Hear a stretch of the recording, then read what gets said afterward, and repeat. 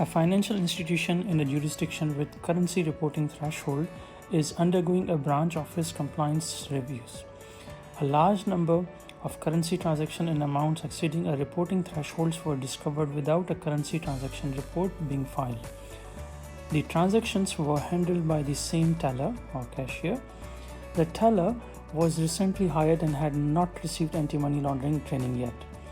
The branch manager received daily exception report of all large currency transactions as well as a report of all CTR filings. Which of the following should the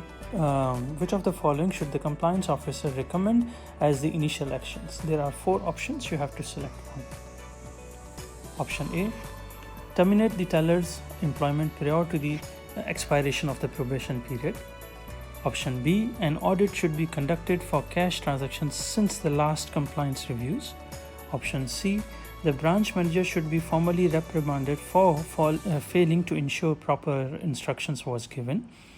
Option number D, the teller's employment should be suspended with pay pending appropriate training.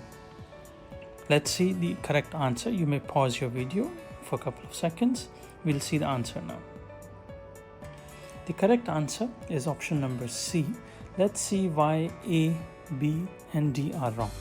So A is wrong. Terminating the teller is too extreme at this stage. The teller was new and had not been, trained yet. You cannot hold someone fully accountable for a requirement they were never taught. The failure to train a new employee is an institutional problem, not solely it's a teller fault. Okay. Option B is wrong. An audit of cash transactions is a useful step, but it's not the initial action.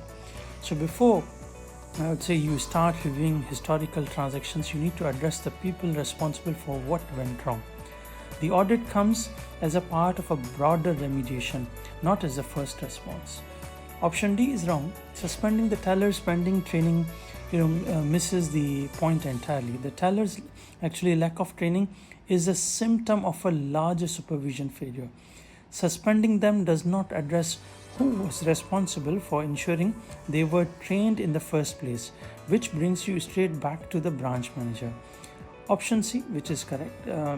Look at who actually had visibility here.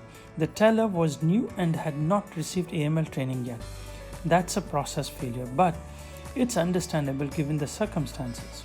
The real problem is the branch manager. The manager was receiving daily exception reports showing large currency transactions and a report of all CTR filings as well.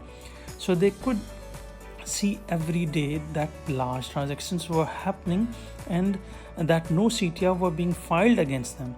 They had all the information they needed to spot the problem and fix it, and they did nothing about it. That's not a training gap. That's a supervision failure by someone who absolutely should have known better. Okay, so the initial action needs to go to where the accountability sits, and that's the branch manager.